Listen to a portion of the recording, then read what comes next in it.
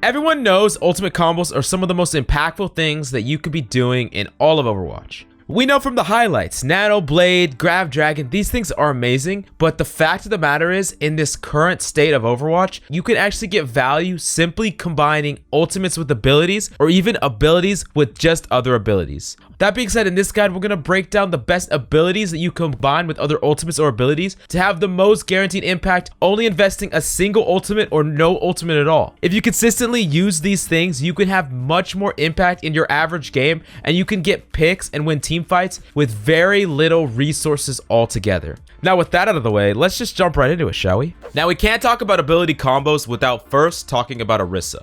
As it turns out, ERISA's ult is actually one of the most powerful abilities in the entire game right now. The fact of the matter is, simply displacing enemies can lead to picks and win teamfights all by itself, but let's talk about how to get implicit value with ERISA pool by combining it with tons of other abilities. So I could just list ERISA pool with some abilities, but honestly, ERISA pool combines with so many different abilities and ultimates on the list. ERISA pool with Sigma Rock, Hook, Anti-Nade. The important thing about getting these off is trying to whittle down shield health first. Understanding that if you're pulling up something like ERISA has Fortify that can neutralize these abilities, and if you're pulling up something like Ryan or Sigma, if their shield is at full, they can actually actively block these things. Now, if you pull someone out of position, or if you focus on breaking the shield first before you pull, these can be more successful. Now, moving on to other things that ERISA can combo with, things like Mayfreeze or Dragon, what these want to do is prevent the enemy from getting out of the actual effective range of these abilities. Things like Dragon, what you would want to do on Hanzo is the Hanzo can fire the Dragon early depending on the range, and the ERISA can follow the Dragon with an ERISA pool. The idea is right behind the Dragon, the ERISA pool sneaks right behind it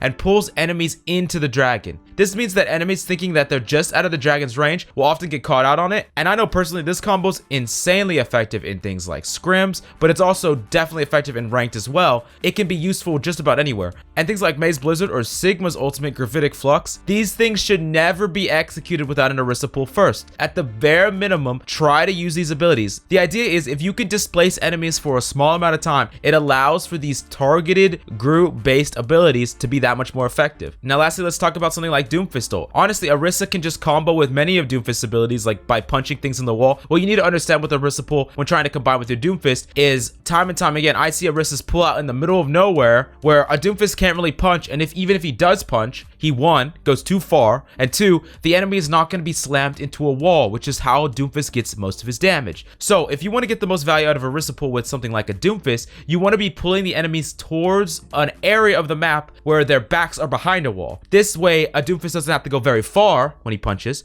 and he can guarantee more damage, okay? And also, you can save the second pool for when Doomfist comes down with his ultimate, because we all know ERISA pool plus Doomfist ultimate is very impactful. Now, let's move on to another ability that really combos well with just about anything, and it's Zarya Bubble. Now, I'm sure many of you understand just why Zarya Bubble is so impactful. I mean, it prevents CC, it prevents burst damage, and it can keep someone alive for that much longer. Now, the big ways that this Zarya Bubble is really strong is using it on characters, or using it when the characters are using abilities or ultimates that they only need to dodge the CC, and they only need to be alive for a very short amount of time in order to have impact. So firstly, you could talk about Doomfist, okay? We just talked about Doomfist, but Doomfist engaging in, people are often looking to try to CC him. They want to hook him, they want to sleep him, they want to flashbang him, but if he's bubbled, these things don't work, and unless they actually burst down the bubble, they're not going to be able to CC him. But Doomfist's time to kill is so fast that he could get value before the bubble wears off. Now, time to kill is important because that leads us into the two things that Zarya Bubble can also combine with to get really strong impact is Barrage and Reaper's Death Blossom. So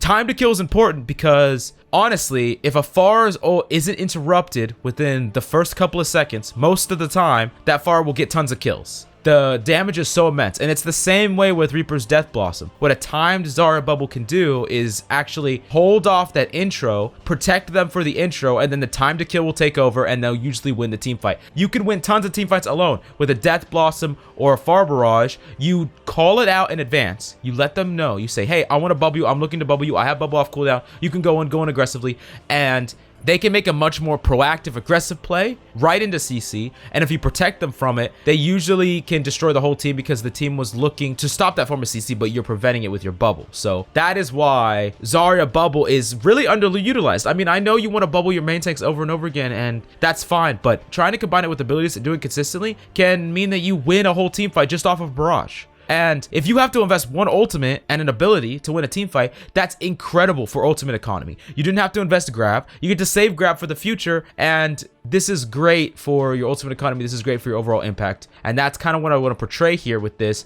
is there are some abilities that really combine well with tons of other abilities in the game, and Zarya Bubble is one of them. Now, let's move on to Hammond Slam. But before we get to that, let's really quickly tell you about GameLeap.com. Now, don't skip. I'm going to make this short and sweet. GameLeap.com is the best Overwatch educational website you'll find anywhere. And if you want to know more, please wait until the end of the video. But for now, hope you enjoy. So you're going to see a common theme with some of these is CC is one of the best things to set up because crowd control, which is stuns and things that put people in fixed positions, are some of the best things to combine with. And Hammond Slam can be combined with all kinds of things, all the same things that ERISA can be combined with. But one of my favorites is actually Widow's headshot.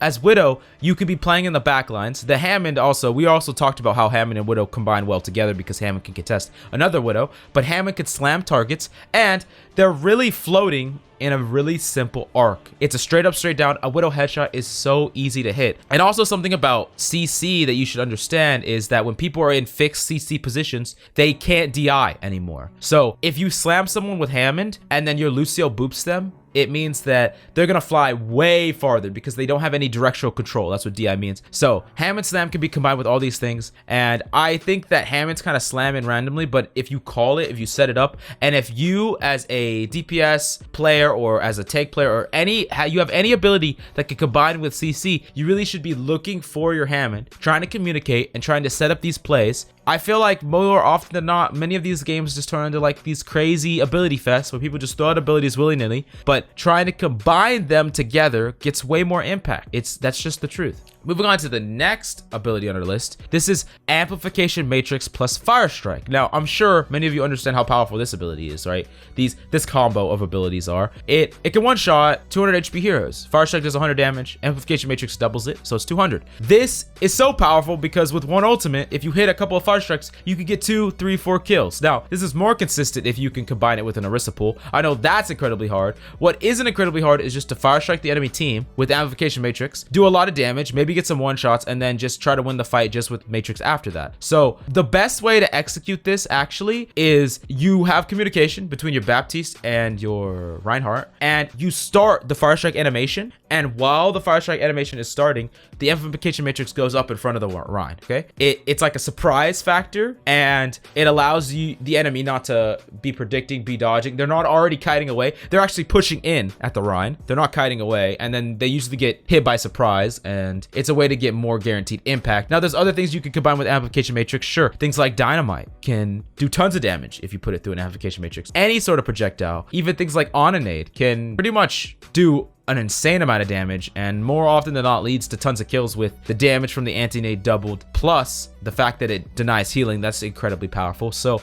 trying to combine these abilities, and I have seen it many times, and this is why I want to make a big deal about this, is the Baptiste will throw up Amplification Matrix and the Ryan's Fire Strike will be on cooldown. In fact, it'll be on cooldown for 5 more seconds because he just used it. There was no communication there was no foresight, and the enemy backs off. Now the Ryan has Fire Strike, but he can't Fire Strike the enemy because they're already backed off. There was no timing. There was no cohesion. The same thing with Nade. The same thing with Dynamite. If you try to actively combine these abilities, if you have a duo, try to do that. But more often than not, you just need to try and communicate with your allies and say, hey, I want to try to combine this. Hey, I want to try to do this. And if they're in comms, even if they're not talking, they usually will listen to you and you can try to do these things. Let's move on and talk about the last version of ability combos that I'm going to talk about, just to kind of give you an example, is Roadhog's Hook. Now, people think, oh, Roadhog can one-shot every character in the game. He can do this, he can do that, or all the squishies at least. And the problem is, a lot of times with Roadhog is you can execute the hook correctly, and for whatever reason, the enemy Reaper will be 1 life, right? The enemy Ana will be 1 life. And you know what happens if the Roadhog can't kill the target, right? The Roadhog usually will get killed. If it's against the Reaper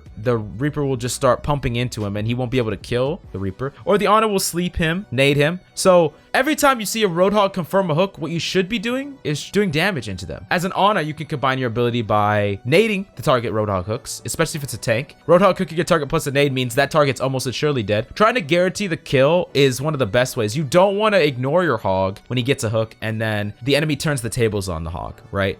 That's just another example of CC, but the hook is actually a long CC. The target flies all the way to the hog, and then the target is stationary. So there should be tons of opportunities for you to combine abilities, combine damage, do all kinds of different things to help the hog confirm that kill. Just whatever you do, don't boop the target, don't move the target away, but definitely try to confirm a kill on the hog's hooks. If a hog can confirm more kills with the hooks, that's more overall picks for your team, that's more impact, trying to work together. And that's something that I really want to emphasize throughout this. And there are tons of abilities, right? I mean, Ryan's Hammer Down, there's Sigma's Accretion, there's McCree's Flashbang. There's so many things that you can combine with abilities, but having situational awareness and really trying to understand what ultimates your team has, when they're going to use them, and what abilities they have that you can combine with, and look to do it over and over again. We've talked about this before in a lot of the big hero combos. On a micro level, you could combine with tons of different abilities in the game, and there are very few abilities that you should be using just by yourself if you have the choice not to. You should be trying to combine specifically ultimates with abilities if you're not combining with another ultimate,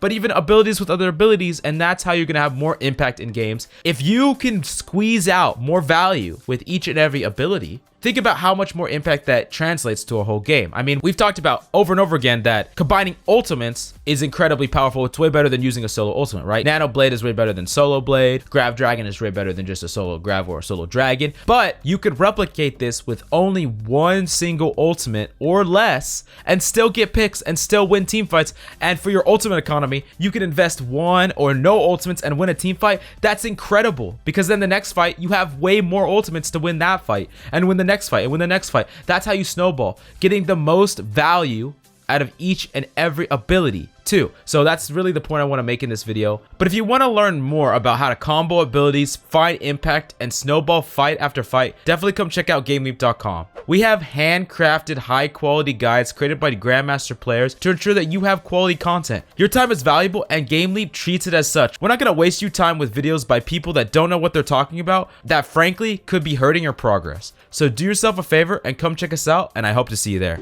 If you have other ability combos that you want to share, please let me know in the comments down below. This is just a small list. I just wanted to kind of paint the picture of some of the things you need to think about when trying to combine abilities so that you could start doing it in each and every game you play. But if you have any questions, please leave them in the comments down below. And if you have any other video concepts that you want to see, I would love to make them. Just let me know. Anyways, that's all I have for you today. I'm Coach Mills, and until next time.